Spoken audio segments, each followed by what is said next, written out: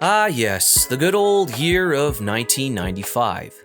A year of simpler times. A year where the Sony PlayStation and Sega Saturn debuted in North America. Super Mario World 2, Yoshi's Island, and Chrono Trigger were released for the Super Nintendo. Toy Story and Braveheart dominated the screens in cinemas. And somewhere in the realm of suburbia, I was most likely reading a Goosebumps novel by R.L. Stine or quietly organizing my beloved Pog collection. Those were wonderful times, magical times. 1995. A year filled with great memories and glorious adventures. However, I'll tell you what I wasn't doing back in 1995. I wasn't killing demonic monsters and mutated creatures, all while walking on top of office tower buildings, talking to random nobodies who speak in riddles, and having severe amnesia of how I ever got up on these office tower roofs in the first place. No sirree, Bob. Back in 1995, developed by Throw the Warped Codeout, an indie game title that is a deliberate homage to the survival horror games of the mid-90s, particularly those iconic titles like Resident Evil and Silent Hill. Essentially, it's a modern-day game that presents itself in the style of a survival horror game from the 90s era, and it almost feels like a game that would have been developed for the original PS1 or Sega Saturn. This sort of genre isn't really something new to gamers who are active in the survival horror community. There have been multiple demakes of popular survival horror games like Resident Evil 4 and many games on Steam that have the graphical treatment of a PS1 game and Sega Saturn game, but with modern game mechanics and modern game engines. I think the thing that had me interested in the game back in 1995 itself was the publisher who released this game, ratalaikagames. Now, for those who don't know of ratalaikagames, they are situated in a realm of gaming where they offer tons of indie games with simple retro-style graphics and retro-inspired gameplay. They are what I'd describe as a prolific indie gaming publisher, known for its plethora of outputting many indie game titles into the video game market. Their library, for the most part, is decent, and they have published and developed a wide variety of games across different genres. On occasion, I've purchased many of their titles on a whim when looking for something to play in some of my downtime or between AAA titles. Most of Ratalaika titles have a retro-inspired aesthetic or pay homage to classic video games, which can appeal to gamers who have a fondness for nostalgia. So when I came across a title published by them that seemed to be in the genre of survival horror and with a graphical 3D treatment with tank controls, you could guess that it caught my eye since it was drastically different from what I was used to seeing them put out. And so, my dear viewer, for the first episode of Season 4 for the Select Gaming, we delve into a multi-platform indie survival horror game inspired by old-school survival horror games, but with a modern twist. Subscribe to the Select Gaming to keep up to date with all our latest videos. This is back in 1995 for the Select Gaming.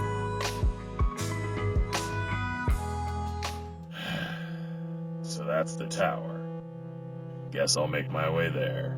So as I mentioned before, back in 1995 is a deliberate homage to the survival horror games of the mid-90s, particularly those iconic titles like Resident Evil and Silent Hill. Back in 1995 transports us to a time when survival horror was in its primal stage, a nostalgic and eerie throwback to the classic games of the 90s. In the game, we assume the role of Kent, a middle-aged protagonist who stumbles upon a long-forgotten research facility in the year 1995. The thing is, Kent doesn't know how he ended up there and seems to be suffering from a strong bout of amnesia. I know, the old "who am I, how did I get here" formula. This is something that we've seen in horror games like Resident Evil Survivor and even something like Silent Hill 2, but bear with me here.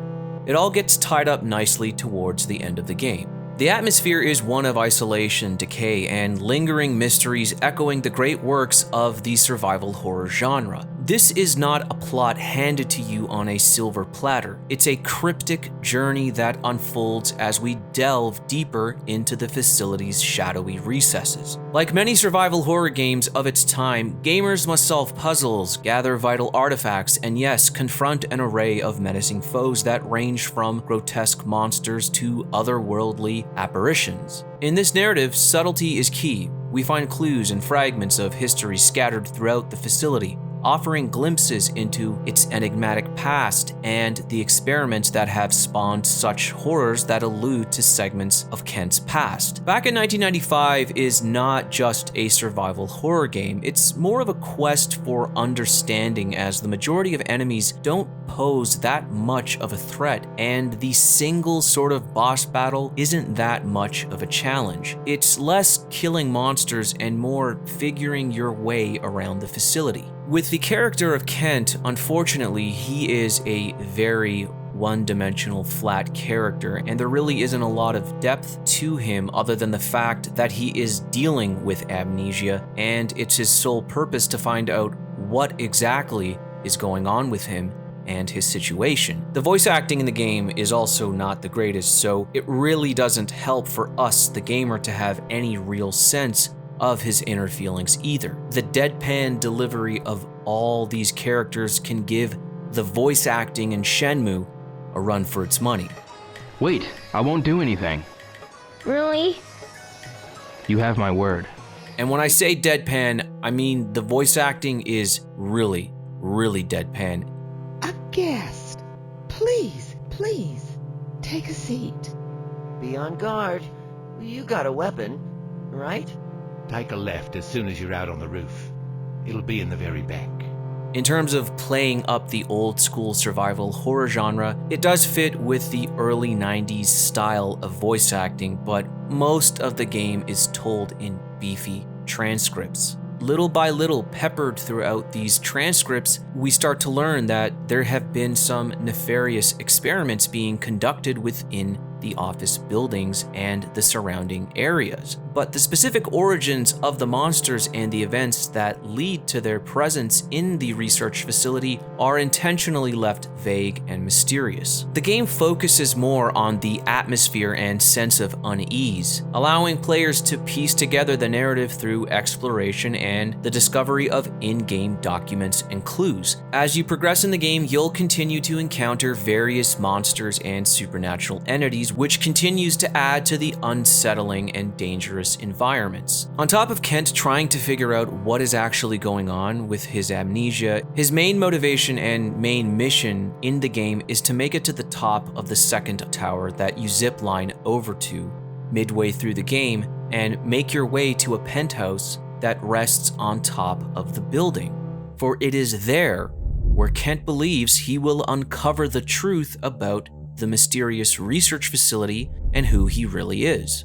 The game positions itself in a realm of a quest that may very well lead to madness. The deliberate use of low polygon graphics, fixed camera angles, and the distinctive tank-like movement rekindles a bygone era in gaming, and a unique atmosphere is born from the tension between nostalgia and modernity. This is a game that invites us to traverse an uncanny path where the past and present converge, inviting gamers to unravel the secrets of the dark facility and face its surreal inhabitants. It's a journey that blends an appreciation for classic 90s gaming with the intrigue of the unknown. Now, although I did appreciate the use of the PS1 and Sega Saturn inspired graphics with a CRT TV inspired cropping around the edges, insinuating that you are playing this game on an old 4x3 TV, there were times when I did wish that there was an option to remove all that extra stuff. This is for two reasons, and you may or may not agree with me on it. But the first one is simply that I really wanted to see what this game looked like with modern style indie graphics. You could tell that there was a lot of love put into this game, and it did feel that sometimes there were a few elements getting lost with the heavy CRT filter, or the constant flicker that was constantly present over the top of the screen that imitated the wear and tear of CRT televisions. Although this art direction was appreciated by a CRT enthusiast like myself, I just wish it was more customizable or had the option to remove it completely for a short time. The other thing that still pertains to the use of the CRT filter on this game is that sometimes when you are looking for objects or roaming around, it's hard to see if a door is really a door that leads to somewhere, or an item is an item that you can pick up, or if it's just a part of the environment. With games like Resident Evil 2, its pre-rendered style of graphics made it easy to identify those things and items that could be picked up because they would pop off the screen a bit more. With back in 1995, everything in this game is all blended together in terms of its look. So you will do a lot of walking up to anything and everything just to make sure it's something you can take with you on your journey, or if it's some new sort of document or info that you'll be able to read to help you on your quest. The game is intentionally designed to resemble the low polygon, low resolution graphics of the mid-90s, and in that regard, it succeeds. The character models are reminiscent of the era, complete with jagged edges and awkward animations. The environments are suitably atmospheric with dark, foreboding corridors that feel straight out of a PS1 game. However, while the pixelated graphics serve as a nostalgic callback, they might be off-putting to players who didn't experience these games during their heyday. The lack of modern graphical polish can make it difficult to appreciate the atmosphere, especially for those accustomed to today's high-definition visuals. So if you're looking for a blast from the past, you'll feel right at home with this style. If not, back in 1995 may just be a lesson in how things used to be and how far we have come in terms of graphical capabilities and game design. The game's audio intentionally features low fidelity and grainy sound effects that are reminiscent of early 3D gaming. This choice adds to the game's retro aesthetic, replicating the limited audio quality of the 1990s. The game also often relies on atmospheric ambient sounds and occasional eerie musical cues to build tension. The sparring use of music heightens the sense of isolation and unease as you can hear the low fidelity footsteps of Kent wandering around the office building in empty and vacant rooms. Back in 1995 is a survival horror game at its core, and it doesn't deviate much from the genre's tropes. The feel of the controls are intentionally clunky and reminiscent of tank-like movement of early survival horror titles.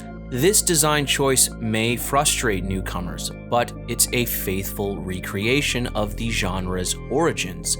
The puzzles are challenging and often require some old-school adventure game logic, which can be refreshing in an era of video games that have a lot of hand-holding and overly simplified mechanics. Combat, however, can be a bit cumbersome due to the dated controls, and it lacks the tension and excitement found in modern horror games. There isn't a whole lot of depth with the weapons and item configurations. The shotgun is pretty much the strongest weapon of the bunch. Your revolver pistol is a close second, and when you run out of ammo, your final hope is a trustworthy metal wrench. The game mostly places the gamer in very isolated places where you're meant to explore certain sections to gather up information, and then move on to the next section. It's pretty minimal in its demand from the gamer and gives you enough time to figure things out. Save points can be found wherever there is a chunky old-school PC computer present, and the saves are unlimited, unlike Resident Evil games. One of back in 1995's strengths lies in its ability to capture the eerie, unsettling atmosphere of classic survival horror games.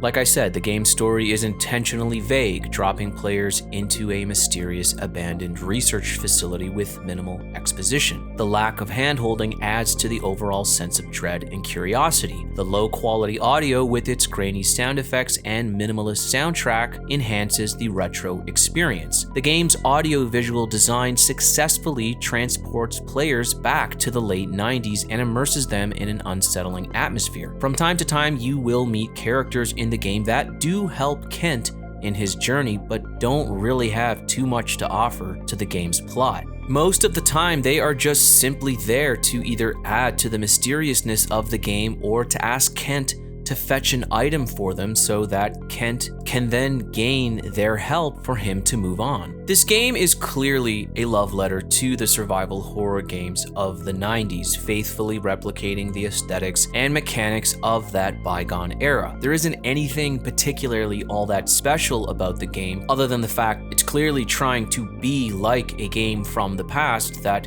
could have potentially been released on the PS1 or Sega Saturn. So why review this game as our first episode for Season 4? Of course, there are more popular games that I could have easily talked about, but in keeping with our tradition of shining light on lesser-known video game titles, it's the final moments of this game where it really shines and resonated with me personally. Viewer beware, spoilers are coming up. After overcoming various challenges, surviving encounters with menacing creatures, solving puzzles, talking to random people, the player-controlled character, Kent, finally reaches the heart of the mysterious research facility. And it's here where the game's central mysteries and secrets begin to unravel. Kent's journey has been a quest for understanding, and he's been plagued by amnesia and drawn into a dark and unsettling world throughout this game. As he explores the facility's innermost chambers, the game provides more context and glimpses into the facility's history and the experiments that have taken place. The ending does involve a somewhat bit of a revelation with a minor climactic insight into the facility's eerie state. These revelations lead to a better understanding of Kent's own role in the events and the consequences of the facility's experiments. Essentially, though, what Kent realizes is that he played a significant role in the experiments at this facility. And with the truth and revelation too hard for Kent to handle, Kent jumps off of the office building tower and plunges to an unforgiving death. And the game ends. That's right, back to the menu screen. And that's it. Too bad for you. The end.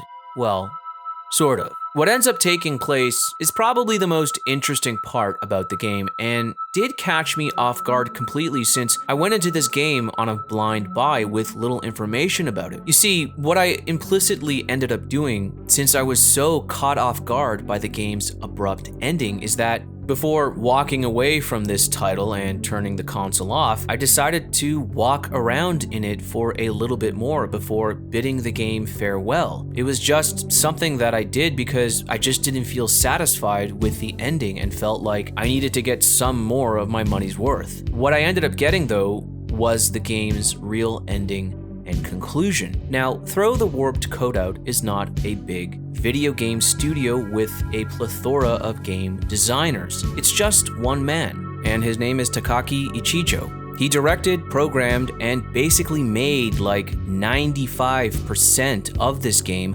aside from the other individuals that he credits as conceptual artists.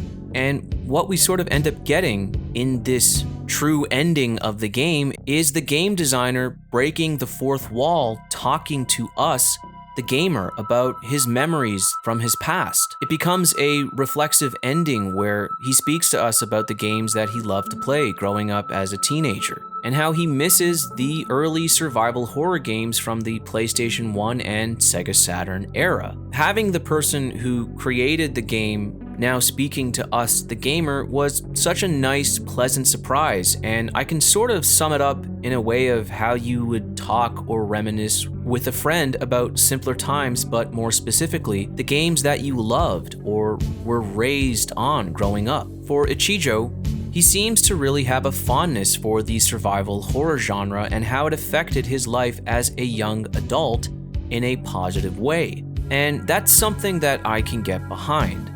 So really, what Back in 1995 is about is not so much the game's story, but about playing those old school game mechanics that just don't exist anymore, then having the game's director talk to you about why he made the game. and it's not really so much about having a conclusion that wraps up perfectly. I mean, I honestly couldn't tell you truly what Back in 1995 is really about, or what the actual ending is, but it's not about that.